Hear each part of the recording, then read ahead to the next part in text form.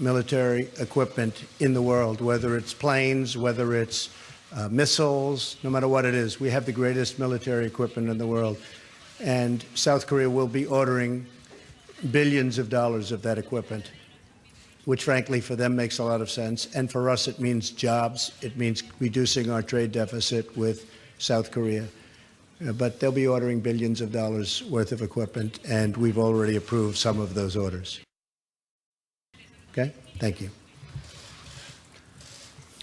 예, 다음은 문재인 Next, 대통령께 we'd like to 질문받겠습니다. I have the questions raised to President Moon 들어주십시오. from the Korean reporters. Please raise your hand. 문병기. Yes, Mr. Moon Byung-gi of Donghwa Daily newspaper. Please go ahead. My name is Moon Byung-gi. I'm affiliated Donghwa Daily newspaper. I have a question for President Moon. Between Korea and the United States, I think one of the most important diplomatic challenges will be to overcome resolve the nuclear problem of the DPRK. And you gave it a foreign press interview, and so you talked about bringing balance in diplomacy, and you talked about resolving nuclear problem and close cooperation between Korea and the United States, and you talked about China's role. Are you referring to the balance between the U.S. balance of Korea between U.S. and China, or referring to something else? And you have had a third summit meeting. At the summit meeting we just had, you said that you have agreed to bring a permanent peace settlement on the Korean Peninsula. And what kind of role are you expecting the United States and President Trump to play with regards to settling peace on the Korean Peninsula? Yes, on the bringing balance in our diplomatic approaches, this is not about our stance vis-à-vis the United States and China. We are trying to bring a solution to the nuclear problem, DPRK nuclear problem, and to bring permanent peace on the Korean Peninsula. And moreover, we would like to promote peace, stability, and prosperity of the Northeast Asian region. So we would like to expand our diplomatic efforts in this regard, and that should include our efforts for China, as well as ASEAN and Russia and the EU. I believe that we should diversify efforts, diplomatic efforts, so that we can pursue a more balanced approach. That was the intention of making such comment. And to establish permanent peace on the Korean Peninsula and to resolve the nuclear problem, I think there's a role to be played by the United States and China. And when it comes to the United States, a very strong sanctions and pressure is being put by the United States. The U.S. is leading efforts, and I am very sure that substantive results will be realized through such efforts. And China has also faithfully implemented the UN resolution to impose sanctions on DPRK. So we have heightened the pressure and sanctions on DPRK, and I think this will also contribute to resolving the nuclear problem. And if our international society's efforts bear fruits, such efforts bear fruit, and if we can really make a turnaround, then I'm sure that we'll be able to bring North Korea to the table of dialogue. And through such dialogue, I am very confident that we can freeze the nuclear program, ultimately dismantle the weapons program of DPRK entirely. And in this, I believe that cooperation from the U.S. and China is essential. And on establishing a permanent peace on the Korean Peninsula, I don't think it's the right timing that we talk about this issue. Now we should focus on bringing an end to the DPRK provocations and bringing DPRK to the table for dialogue. This is the impending challenge that we must address now. So we must focus on the sanctions and pressure. And when there is a turnaround, when the turnaround finally comes, then we should certainly make efforts to further consult each other to create the U.S. for settling peace on the Korean Peninsula. I want to just say that President Xi, where we will be tomorrow, China, has been very helpful.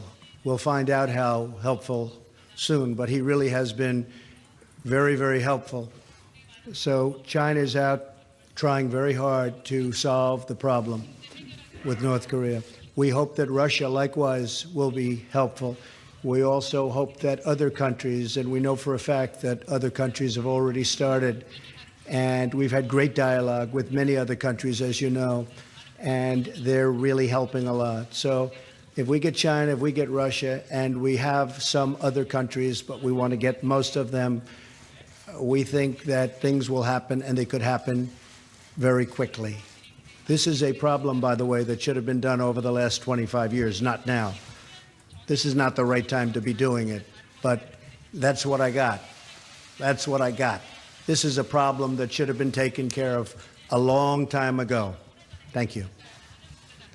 Thank you. The United States' second and final question will go to Ali Vitali from NBC.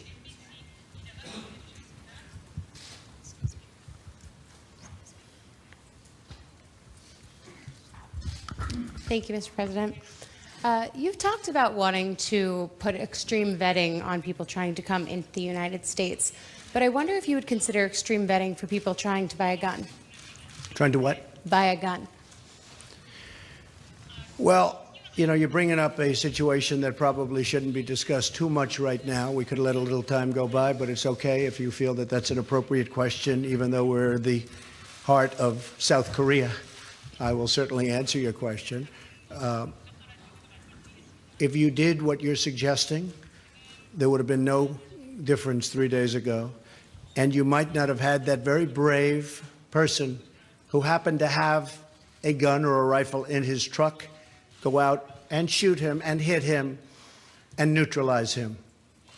And I can only say this, if he didn't have a gun, instead of having 26 dead, he would have had hundreds more dead. So that's the way I feel about it. And are you Not going to help. And are you considering any kind of gun control policy going When you forward? look at the city with the strongest gun laws in our nation is Chicago. Mm-hmm. And Chicago is a disaster. It's a total disaster. Just remember, if this man didn't have a gun or a rifle, you'd be talking about a much worse situation in the great state of Texas. Thank you. Thank you. 예, 마지막으로 The last question will be from the Korean media, Kim Dae of the OBS.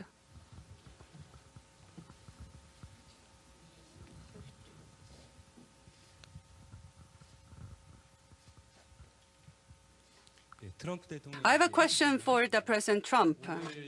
Today, you visited the Pyeongtaek military base as your first stop, and we have allocated 9 trillion won for the building of the military base, and there has been a bit of a confrontations with the residents of the Pyeongtaek over the construction of the Pyeongtaek base.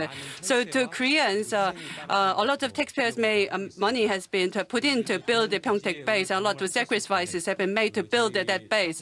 So you visited the Pyeongtaek base today, and many people talked about free riding of Korea against the security of the United States. So what are your feelings about such talks as you visited the Pyeongtaek base? And another question I have is that people have concerns about Korea passing, although a lot of that has gone away. People are still concerned that Korea may be neglected in diplomacy. So what are your views on the Korea passing? Can you say for sure, for certain, that Korea passing no longer exists? For the Korean people? I'll start off with your second.